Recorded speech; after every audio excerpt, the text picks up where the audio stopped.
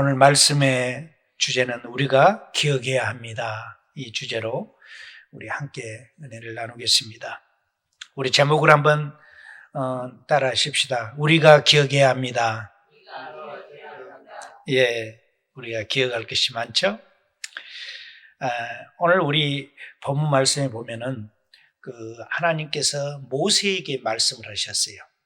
구약시대 때는 하나님께서 직접 선지자에게 말씀한 거예요.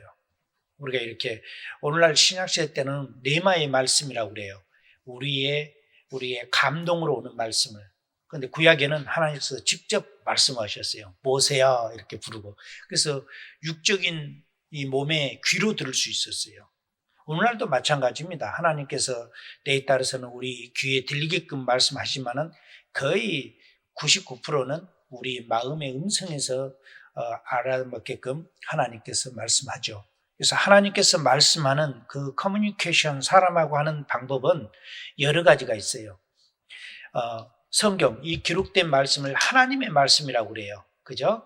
이것은 66권입니다. 구약과 신약을 합해서. 이 66권의 말씀을 하나님의 말씀이라 해서 우리가 이 말씀을 읽습니다. 읽으면 참 좋은 말씀 많잖아요. 그래서 우리가 이제 이렇게 여러 가지 색으로 표시도 해놓기도 하고, 또 기독서점 같은 데 가면 좋은 말씀 액자 같은 거 만들어서 팔기도 하고, 그래서 우리가 어디 비즈니스 하는 집을 방문하면 또 거기에 맞는 말씀 구절을 하나 걸어주기도 하고. 왜냐하면 하나님의 말씀은 귀하고 누가 봐도 좋기 때문에 그렇습니다. 특별히 우리 크리스찬들은 하나님의 말씀은 곧 하나님이 주신 말씀이기 때문에 귀중하게 여기는 거죠. 근데 이렇게 기록된 하나님의 성경 말씀이 하나님의 말씀이고, 또 여러분의 마음을 통해서 깨달음을 주는 말씀이 있어요. 또 우리가 어떤 것에 있어서 결정을 해야 할 거 있잖아요. 중요한 일들, 예를 들어서 직장이라든지 자녀들 결혼 문제라든지 뭘 사고 팔고 해야 할 부분 등등 여러 가지 일에 대해서 이것이 하나님의 뜻인가? 이것이 내가 지금 결정하려고 하는 것이 하나님이 기뻐하는 건가? 우리가 이제 그런 생각을 많이 해요. 어떤 분이 저에게 상담했어요. 목사님, 지금 제가 이렇게 이제 좀 빚이 있는데 그 빚 때문에 제가 마음이 편안하지 못합니다. 그래서 지금 살고 있는 집, 이렇게 이제 전원주택인데요. 그 집을 자기들이 평생 살려고 잘 지었어. 아주 또 남편 되신 분이 건축업을 하시니까 맘먹고 지었어요. 지었는데 빚을 안고 가려니까 이 매달 이 빚을 갚아야 할 돈이 있잖아요. 그걸 또 해야 되고, 코로나 바이러스로 인해서 막 모든 경기가 살아난 게 아니라 다 다운돼 있잖아요. 그러니까는 이게 늘 이렇게 마음에 부담이 있는 거예요. 그래서 이제 상담 온 거예요. 그래서 얘기를 쭉 들어보니까 그래요. 그래서 내가 얘기했죠. 만약에 제가 그 상황이 있다면 저는 그 집을 팝니다. 팔아서 빚을 갚고 매달 빚에 있어 쫓기지 않도록 하고, 그리고 나머지 돈으로 자그만 집을 장만해서 살 겁니다. 그리고 지금 성도님이 하는 비즈니스가 잘 될 수 있도록 해서, 그것이 잘 되면은 돈 있으면 집이야 궁궐처럼 지을 수도 있고 지상으로도 몇 층까지 올릴 수 있는 거지. 그것을 못 잊어서 그걸 붙잡고 계속 그 빚 때문에 매달마다 고통받으면서 가야 할 이유가 뭐가 있어요? 그것은 크리스찬들의 삶이 아닙니다. 진리가 너희를 자유케 한다고 했는데 자유가 있습니까? 돈 때문에 자유가 없고 빚 때문에 자유가 없다면 그건 자유가 없는 겁니다. 내가 지금 안락한 생활을 좀 포기하더라도 일단은 여러분의 마음, 여러분의 육신을 누르고 있는 그 자유를 뺏으려고 하는 것들을 먼저 해결하십시오. 깨달음을 가지신 거예요. 그래서 자기도 그런 생각을 하면서 이럴까 저럴까 막 고민하는데 막상 팔라고 보니까 너무 아까운 거야. 몇 년 됐는데. 근데 결정을 하시더라고요. 본인이. 목사님 말씀대로 내가 그렇게 해야 되겠습니다. 여러분, 요즘 건물들 좋은 것들 많이 나오죠? 많이 나옵니다. 교회들도 나오던데요. 빛내다가 막 멋지게 지어놨는데 그걸 누가 갚아요? 성도들이 무슨 죄를 지었습니까? 빛내다가 헌금해갖고 그 은행 좋은 일을 시킨 거 아니에요? 은행에다가 다 갖다 주잖아요. 그것은 주님이 원하는 거 아니잖아요. 왜 건물 때문에 성도들이 자유가 없어야 되겠습니까? 그것은 기독교의 핵심적인 진리가 아니에요. 우리 예수님은 어떤 건물보다도 어떤 대단한 백그라운드보다도 성도님들 한 분 한 분의 영혼을 귀중하게 여겼다는 걸 믿습니다. 그래서 교회 온다고 막 부담됩니다. 돈을 많이 내야 합니다. 저는 돈 내라고 설교 안 하잖아요. 아니, 밥을 잘 먹고 있는 사람에게 자꾸 밥 먹으라 할 필요 없잖아요. 알아서 잘 먹는데요.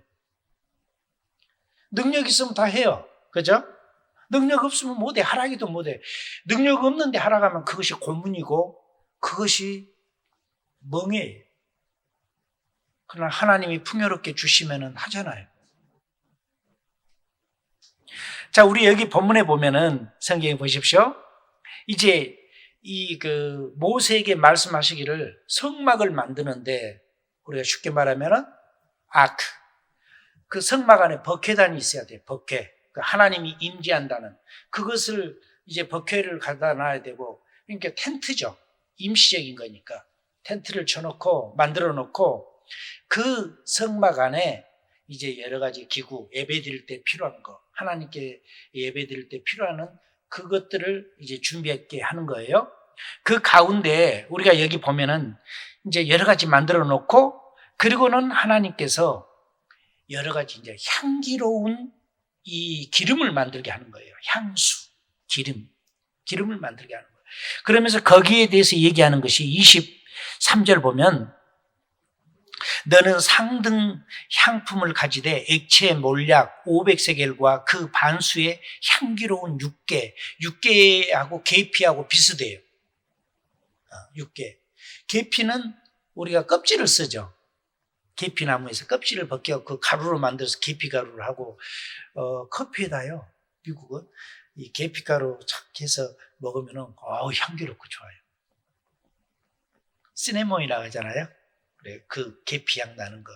또 도너츠 집에 가도 계피향 나오게끔 도너츠를 만드는데 그거 되게 맛있어요. 저는 그걸 굉장히 라이크해요. 가족하고 토요일 날 이렇게 가면은 우리 이제 가끔 그 도너츠 가게 가면 커피 시켜서 앉아서 이렇게 미국 문화는 토요일 날은 거의 집에서 밥 안 먹죠. 만약에 토요일 날 집에서 아침밥 먹고 있으면 그 사람들은 대단한 그 어떤 그 파워 있는 사람이라 할까? 그 남편들이 토요일까지 밥 얻어먹는다는 그 사실은 대부분 문화가 외식 문화가 많잖아요. 가족끼리 어울리고 보통 그렇게 움직이니까. 그래서 그 계피는 가루, 그 나무 껍질을 그걸로 이제 가루도 만들기도 하고 또 뭐 식혜 같은 거 만들 때 그냥 통째로 넣어서 만들기도 하고 그러잖아요. 그래서 계피는 그런 때 이제 사용하는 거예요. 육개는 그보다 부드러워요. 그리고 이것은 껍질을 쓴 게 아니라 속을 쓰는 거예요. 그래서 좀 다르죠. 그런데 향은 비슷해요. 그러면 왜 하나님께서 이 예배 드릴 때 안에서 쓰는 여러 가지 향품을 만들 때 이제 이것을 그렇게 얘기하는 거예요. 향기로운 육개, 그리고 향기로운 창포, 이런 것들이 전부 이제 그 다음에 올리브 기름, 그리고는 25절 보니까 그것들은 거룩한 관유를 만들 때 향을 제조하는 법대로 향 기름을 만들지니 그것이 거룩한 관유가 되라. 그러니까 그냥 우리가 향수만 만들라는 게 아니라 거룩한 기름을 만들라는 거예요. 그걸 막 섞어가지고 기름을 탁 만들어서 그 기름이 관유가 된다는 거예요. 관유란 것은 뭐냐면은 우리가 일반적으로 그냥 여러분 집에서 후라이 해 먹고 뭐 어디 기름 쓰는 것은 여러분 개인적으로 쓴 거잖아. 그런데 성전에서 관유로 쓸 때는 어떻게 쓰냐면 직책을 줄 때, 그래서 목사 안수를 받을 때도 우리가 기름 부음다. 한국에서 안수 받으니까 기름 부음 안 하더만. 그냥 한국에 말로 해요. 말로. 성부와 성자와 성령의 이름으로 내가 너를 목사로 안수하노라 이렇게. 그래서 이제 기름 부음이 이루어졌다고 상징적인 의미로 그렇게 얘기해요. 근데 미국 같은 데는 진짜 기름을 발라요. 우리 그 세례 받듯이 기름을 쫙 발라주면서 내가 너로 주의 거룩한 종으로 안수하노라. 그 기름 부음이거든요. 어쨌든 문화가 다르니까 우리가 언더스탠해요. 한국은 한국대로. 그래서 우리 교회에서 기름 부음의 중요성을 얘기하는 것이 뭐냐면 기름 부음은 예수님이거든요. 예수님의 역사를 우리 예수님이 말씀이 육신이 되어서 이 땅에 오신 분이 예수님이잖아요. 그런데 그분을 하나님이라고 우리가 얘기해요. 그죠? 그 의미는 뭐냐면은 하나님의 아들로서 이 땅에 오셨지만 원래 그분은 요한 사도는 말하기를 하나님의 본체시다 그랬어요. 본체란 뭐예요? 원래 그 몸이란 우리 컴퓨터를 보면은 본체가 있고 그 다음에 우리 그 화면이 있잖아요. 화면을 보고 컴퓨터 본체라고 말 안 하잖아요. 이 본체는 따로 있잖아요. 그러니까 예수님은 하나님과 본체신데 우리 여러분과 저를 구원하고 여러분의 죄와 허물과 실패와 모든 저주를 끌어버리고 우리를 승리케 하기 위해서는 누군가가 희생을 하셔야 되잖아. 그런데 하나님이 가장 할 수 없는 게 뭐냐면 죽을 수 없다는 거예요. 하나님은 죽지 못하는 거예요. 그러니까는 하나님께서 아들의 형상으로 로고스 하나님이신데 아들의 형상이 사람이잖아. 우리를 위해서 오시니까 사람의 형상으로 이 땅에 오신 거예요. 오셔가지고 그분이 우리 여러분과 저의 모든 죄를 담당해서 대신 십자가에 돌아가셨어요. 그리고 며칠 만에 사흘 만에 부활하셨어요. 그것을 지금 이 본문에서 얘기하고 있는 거예요. 이 구약 성경은 어렵다 그렇게 생각하지 마세요. 제가 설명하면 너무 쉬워. 자, 보십시오.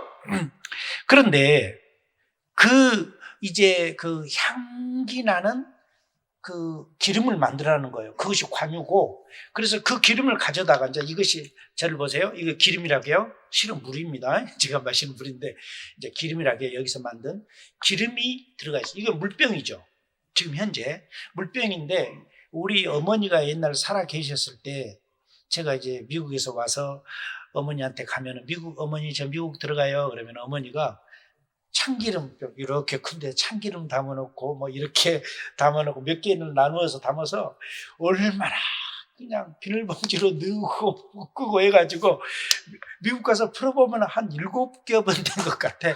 혹시 이게 비행기 타고 흐를까봐 싸매고 해가지고 그것만 보더라도 어머니의 정성이 막 느껴지는데 이런 병에다 담았어.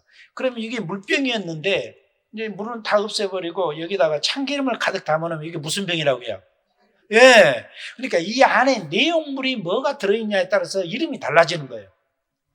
그러면 여기다 기름을 담았어. 관유를 담았어. 그렇게 이제 이것을 관유를 내가 뭐 기름을 잘 만드니까 그냥 만들어야겠다. 알아서 만든 게 아니라 하나님께서 모세에게 얘기할 때 얼마만큼 비율로 만들어라 이거예요. 예를 들어서 우리 알아먹게 자 계피 1kg 그 다음에 뭐 다른 거 1kg 다른 거 아니면은 500g 이렇게 해갖고 다 정해준 거예요. 그걸 가져다가 만들어서 기름을 만들어서 그걸 가지고 그걸 이름을 가르쳐서 뭐라고 한다고요? 관유라 한다 그랬어요. 관유란 것은 개인적으로 쓰는 게 아니라 하나님께 예배 드릴 때 거룩하게 이것은 하나님께 드려진 거야. 아무나 너희들이 막 가지고 다니면 안 돼. 이것을 구별하기 위해서 거기에다 기름을 바른 거예요. 그러니까 이 강대상도 여기에다가 기름을 발랐어. 그러니까는 거룩하다는 거예요. 마이크도 이것을 저기 뭐 어디 다른 애식장이나 다른 뭐 그 정치인들이 연설하는 데 쓰면은 그냥 이렇게 마이크인데 교회에서 쓰기 위해서 기름을 바르니까 똑같은 회사에서 만들었어도 교회에다 놓고 쓰는 것은 거룩하다. 그렇게 하나님께서 모세에게 구별하라고 얘기한 거예요. 할렐루야. 예. 그래서 이 관유는 누구에게 세웠냐면 왕들을 세울 때, 옛날에 왕들을 세울 때 기름을 부어줬어요. 이렇게 뿔에다가 짐승의 뿔에다가 담아갖고 와서 머리에다 부었어요. 또 그 다음에 선지자를 세울 때, 또 대제사장, 이 제사장들을 세울 때도 관유로 했어요. 아무나 그냥 나 제사장 할래, 나 공부 많이 했으니까 제사장 할 거야, 그런 게 아니라 하나님께서 저 사람 저 애를 제사장으로 세워야 한다 하면은 가서 그냥 그렇게 세웠어요. 그러니까는 제사장은 막 너도 나도 있는 게 아니라 대제사장은 오직 한 분이야. 제사장들은 많았어요. 돕는 자, 하나님께 예배하는. 레위 지파에서는 주로 제사장이 나왔으니까요. 그러니까 하나님께서 그렇게 구별하게 하는데 그 방법을 여기 오늘 성경에서 얘기하고 있는 거예요. 26절에 보니까 너는 그것을 회막과 증거궤에 바르고 그랬어요. 이 회막이라는 것은 우리가 영어에서 보면은 텐트라고 했어요. 텐팅 오브 미팅. 그러니까 만나는 곳이야. 그 회막이 여기 이 회막이라는 것은 그 만나는 곳이에요. 누구를 만나요? 하나님을 만나는 곳이야. 그래서 우리가 이제 영어 표현으로 너는 그것을 회막과 증거궤에 바르고, 바른다는 것은 anoint라는 영어 단어를 쓰잖아요. 그래서 to anoint the tent of meeting. 미팅 룸이라는 거예요. 미팅. 거기에는 하나님과 성도들이 만나는 곳. 멋있죠? 그냥 그것을 모세 선지자가 말해준 거예요. 이 회막은 하나님의 미팅. 그러면 오늘날 회막은 뭐 어디를 얘기할까요? 교회. 나는 집에서 하나님 만나요. 개인적으로 하나님의 영이시니까 우리 안에 다 들어있어요. 그런데 왜 하나님께서 그럼 이스라엘 백성에게 야 알아서 니네들 해, 무조건 나만 믿으면 돼, 이러면 되잖아요. 그런데 그게 아니라 하나님께서는 번제하는 것도 정해줬어요. 이 번제를 드리고 우리 죄사함을 받는 그 행위를 할 때도 니네들 집 가까운 데서 아무 곳에나 해, 그러지 않았어요. 하나님이 정해놓은 대제사장을 통해서 하게끔 했어요. 하나님께서 여호수아를 통해서 이제 가나안 땅을 점령해 들어갔어요. 그리고는 11지파에게 땅을 나누어줘요. 그죠? 근데 레위 지파에게는 땅을 안 줘. 레위 지파는 제사장 지파야, 목회자 지파야. 이렇게 목회자 너희들은 사업하면 안 돼. 너희들이 사업을 하게 되면 돈에 대해서 관심을 갖다 보면은 하나님께 예배 드리는 그 신선한 것을 놓쳐버려. 그래서 너희들은 땅을 안 줄 거야. 12지파 가운데 레위 지파만 땅을 안 줘요. 안 주고 나머지 지파에게 그 인구수가 몇만 명씩 되니까 거기에 맞게끔 다 나누어줘요. 쭉 나누어줘요. 그러면 레위 지파는 뭐예요? 그런데 하나님께서 이 레위 지파를 흩어버려요. 어디로 흩어요? 각 11지파 족속에게 흩히고는 하나님이 말씀하시기를 각 지파에게 얘기하는 거예요. 유다 지파, 너희들 레위 지파가 가는데 니네들끼리는 예배 드릴 수 없잖아? 그러면 나에게 예배 드릴 수 있는 구별된 지파가 레위 지파야. 그렇게 레위 지파를 니네들에게 보낼 테니까 그들이 양을 기르고, 그러려면 목초지가 필요하잖아요. 양이 먹고 살아야 하니까. 양을 한두 마리가 아니에요. 몇천 마리를 길러야 되거든요. 늘 하나님께 이게 번제를 잡아드려야 하기 때문에. 그러니까는 그들이 먹고 살 수 있는 그런 땅을 줘야 한다. 그러니까 이 지파들이 다 하나님을 믿는 사람들이잖아요. 그러니까는 그래, 우리 그러면 예배 중심지가 11지파가 멀리 흩어져 있어요.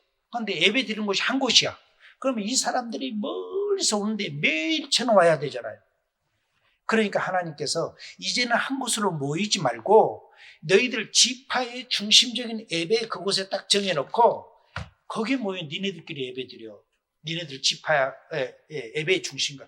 그래서 그 예배의 중심가가 레위인데, 레위 지파의 사람인데 그 사람들에게 땅을 주고 또 살 수 있는 집을 줘야 되잖아. 집을 주고 양을 기르고 동물을 기를 수 있는 목초지를 주고, 그러다 보니까는 11지파에 흩어져 있는 레위 지파가 각 지파로부터 선물로 받은 그 땅을 계산해 보니까 다른 지파들이 받은 것보다 2배, 3배가 더 많아요. 그러니까 하나님께서 어떻게 하냐면 모든 이스라엘 백성의 삶의 중심은 하나님 중심적인 삶을 살아야 돼요. 그런데 세계적으로 보세요. 하나님 중심적으로 살았던 나라들은 부흥한 나라가 됐어요. 과거에는 부자였지만 사람 중심적으로 살아가는 나라들은 다 쇠퇴하게 됐어요. 세계 역사예요, 이게. 하나님을 비판한 나라는 잘된 나라가 없습니다. 그것이 세계 역사입니다. 여러분, 자, 우리 여기 본문에 와서 이 회막은 하나님과 미팅하는 룸이라고 그랬어요. 그 다음에 증거회가 있어요. 우리 26절에 보면 회막과 증거회. 증거회는 더 아크 오브 더 테스트머니라고 그랬죠. 이것은 뭐냐면은 그냥 테스트머니는 고백한다는 거예요. 남자가 여자에게 저하고 결혼해 줄 수 있습니까? 고백하는 거죠. 청혼하는 거예요. 또 카톨릭으로 보면은 일반 성도들이 이렇게 고백을 하잖아요. 내 죄를 용서해 주세요. 또 우리 기독교인들도 교회 와서 하나님 앞에, 카톨릭에서는 이제 신부님 앞에 고해성사하지만은 우리는 하나님께 직접 하잖아요. 하나님께 기도하고 용서해 주세요. 제가 이런 실수를 했습니다. 등등 하나님께 고백하는 거예요. 그러니까 이 증거회라는 것은 고백하는 장소라는 거예요. 그러면 이 증거회에는 누가 임재해 있다는 뜻이냐면 이 법궤를 보면은 모세가 지어놓은 그 성막을 보면 맨 앞에 증거회가 있어요. 그리고 이제 여기 앞에가 굉장히 두꺼운 휘장으로 이렇게 쳐져 있어요. 그래서 이 증거회를 보기 위해서 여기 이 법궤를 보기 위해서 들어올 수 있는 사람은 오직 대제사장 1년에 한 번만 들어와요, 여기. 그런데 일반 사람들이 와갖고 저기 궁금해. 언제나 이렇게 두꺼운 천막으로 쳐져 있으니까 저 안이 굉장히 궁금해. 그래가지고 누가 와서 아무도 몰래 일찍 와가지고 싹 떠들고 봤어. 그럼 어떻게 됐을까요? 바로 그 자리에서 하나님 죽여버렸어요. 거기는 아무나 볼 수가 없어요. 오직 대제사장 한 분만이, 그것도 매달도 아니고 1년에 한 번 번제 다 드리고 하나님께 용서를 구하고 깨끗한 몸으로 그러고는 딱 들어와요. 그래서 대제사장이 입는 옷은 치마같이 생겼어. 땅에 절절절 끌리는. 그래서 쭉 내려져 있고 맨 밑에 그 치마 맨 끝자락에는 방울이 달려 있어요. 골드. 황금색 골드로 쫙 있어서 흔들면 딸랑딸랑 소리 나요. 그리고는 이제 제사장 그 옷을 입어요. 그래서 어떤 학자가 연구해 봤어. 제사장이 입는 옷이 얼마까? 오늘날로 보면 그러니까 한 1억 원 간대. 비싼 옷 입었네. 하나님께서 이제 특별히 그것을 이렇게. 그리고는 제사장이 거기 와서 이제 그 법궤가 있어요. 그 앞에 딱 하나님께 무릎 꿇고 이제 기도하는 거죠. 그런데 소리가 없네. 제사장님이 들어간 지 1시간이 되고 2시간이 돼서도 아무 소리가 없어. 그러면은 여기 그 제사장들, 여기 들어온 사람은 대제사장이고 성전에서 봉사한 사람들은 제사장이에요.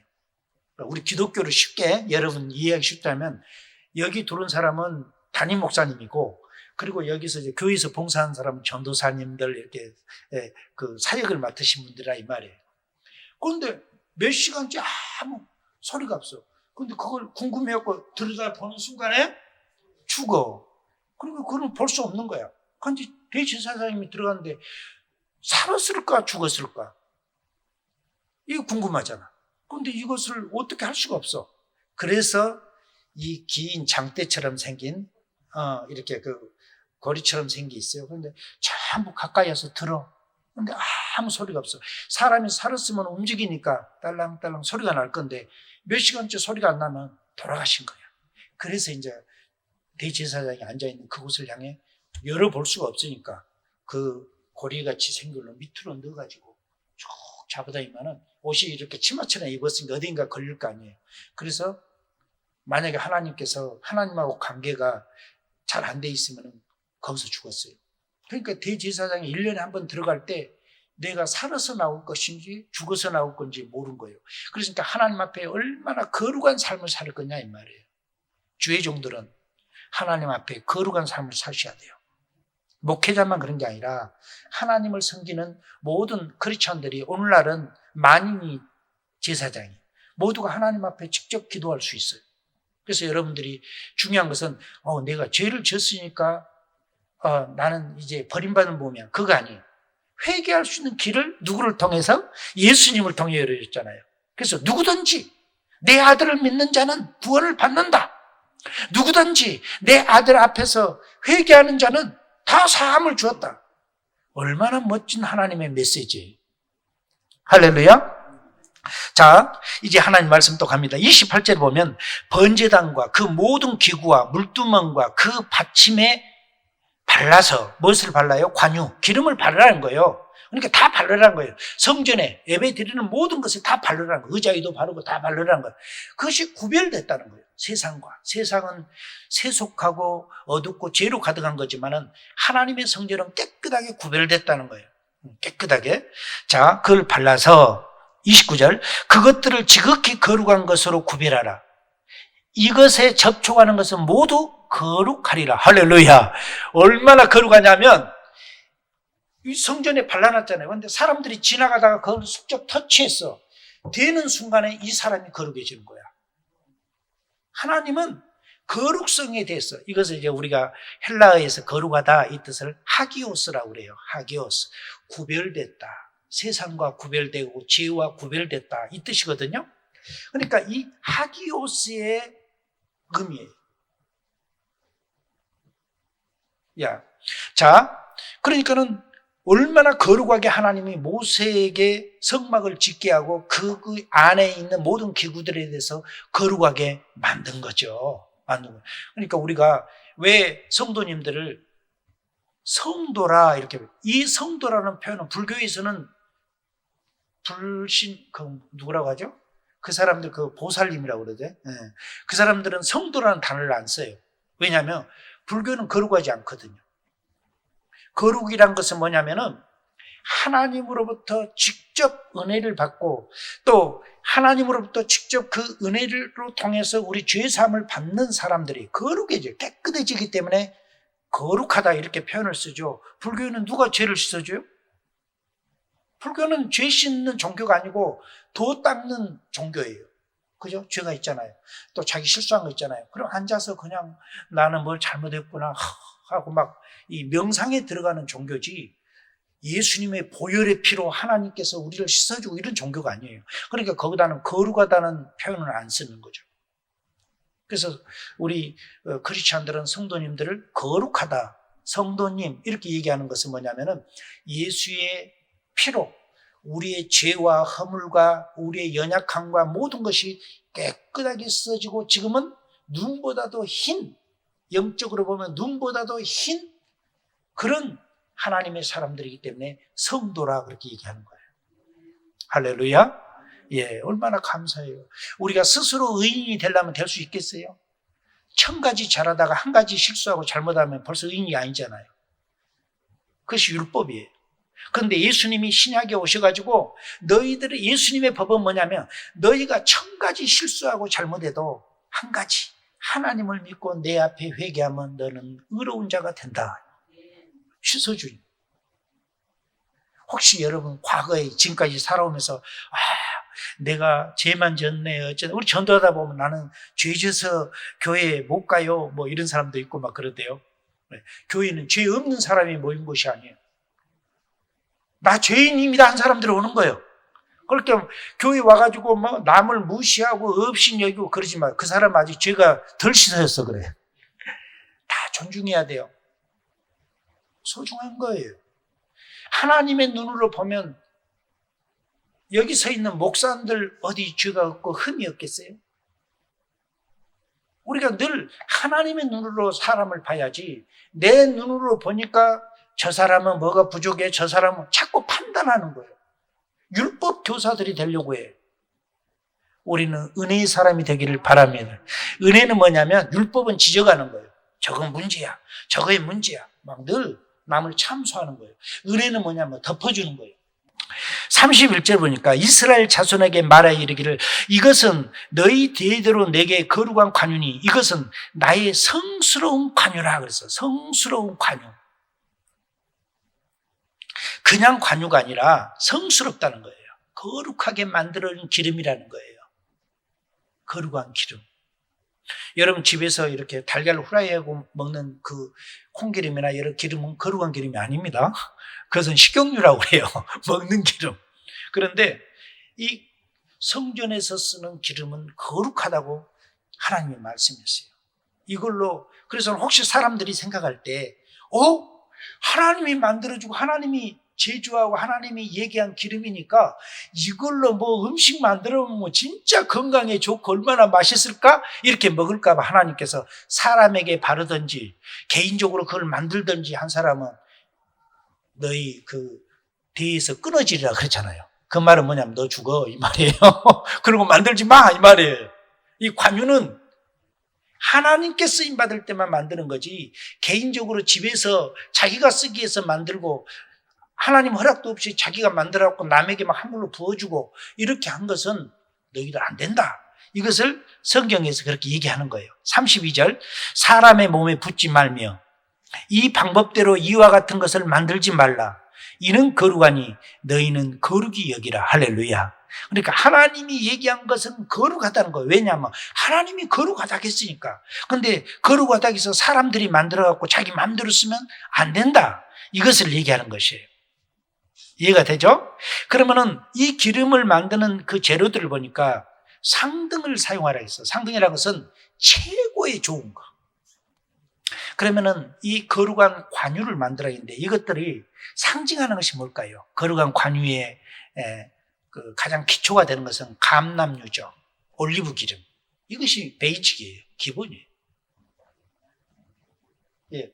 그래서 이것은 그 올리브 기름은 나중에 몰약을 만들어서 예수님 그 베들레헴에 태어나실 때 그 하나의 세 가지 보석 가운데 하나잖아요. 가져가서 붓잖아요. 또 이것은 실적으로 의미가 있습니다. 예수님의 그 돌아가심을 상징하는 의미도 있어요. 그러니까는 제가 늘 얘기하지만은 우리가 기름 부음, 올리브 기름 이 얘기하는 이유가 뭐냐면은 예수님하고 관련 없는 것이 아니라 예수님하고 관련이 있어요. 올리브 기름을 짤 때 어떻게 짜요? 일단 올리브를 익은 것을 수확을 해서 고대 때는 지금은 기계가 발달돼서 기계적으로 하지만 옛날에는 다 손으로 했잖아요. 기름을 짜고 올리브 드셔봤죠? 익으면 까마고 이렇게 좀 연두색으로 들린 것들이고 그것을 따다가 이 통에다가 넣어서 압축을 시켜요.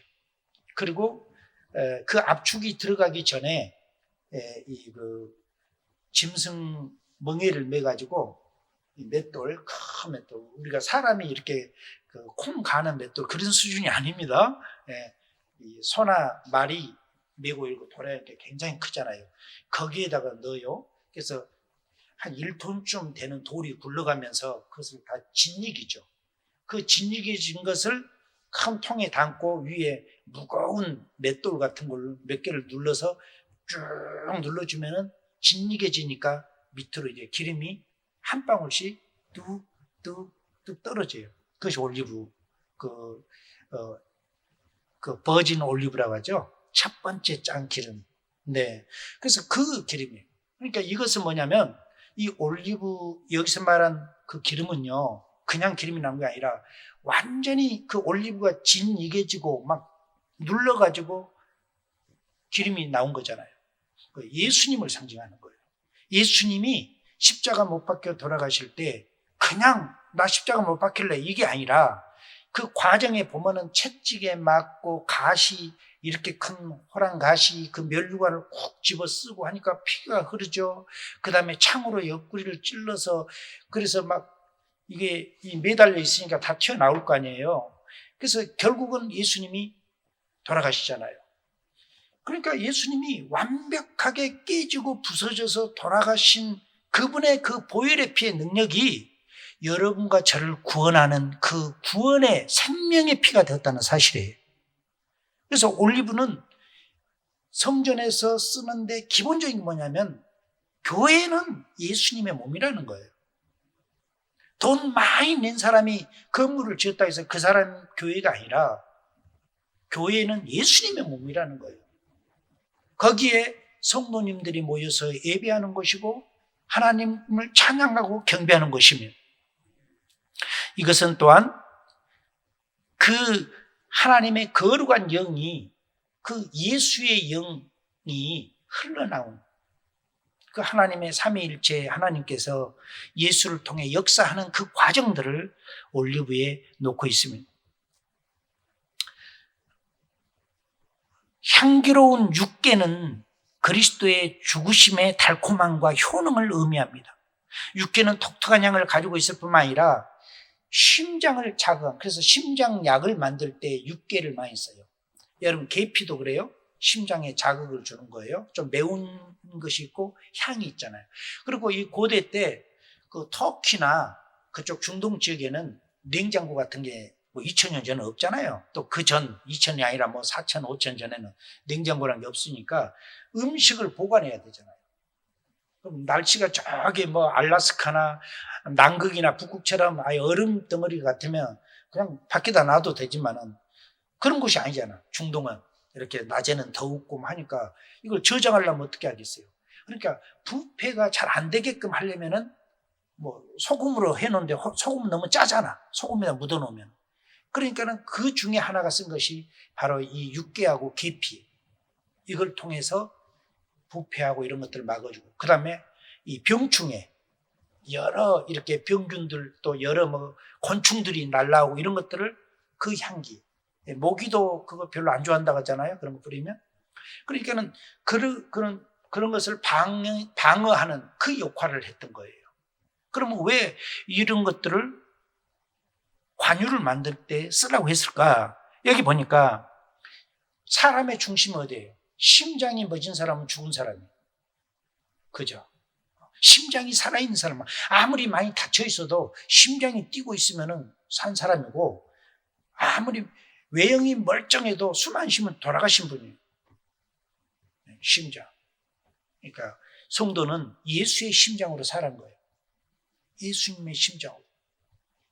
우리가 언제나, 그러면 예수님은, 우리는 나이가 100살 먹었으니까 늙었어.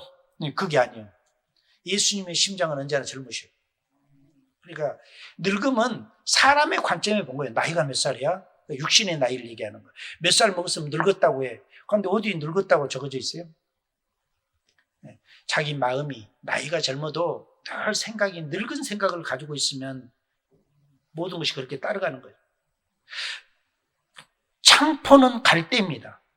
그런데 이 갈대란 것은 일어선다는 뜻을 갖고 있어요. 갈대 있잖아요. 일어선다는 뜻을. 그러면은 일어선다는 의미는 뭘까요? 우리가 여기 보면은 예수님께서 돌아가셔서 사흘 만에 부활하셨어요. 일어섰어요. 살아나셨어요. 그러니까 여기에서 계피 향을 쓰고 청포를 쓰고 이것저것 통해서 관유를 만들어낸 것은 종합적으로 보니까 아직 나타나지 않았던 앞으로 몇천 년 후에 나올 예수 그리스도를 예표, 그림자로서 구약에서 모세를 통해 하나님이 말씀하시는 거예요. 그것은 창세기 초판지에 나오잖아요. 뱀은 여자의 후손의 뒤꿈치를 물 것이요, 상하게 할 것이요, 여자의 후손은 뱀의 머리를 밟으리라. 그게 뭐예요? 앞으로 올 예수 그리스도를 그들이 십자가 못 박혀 죽여 상처를 입힌 거예요.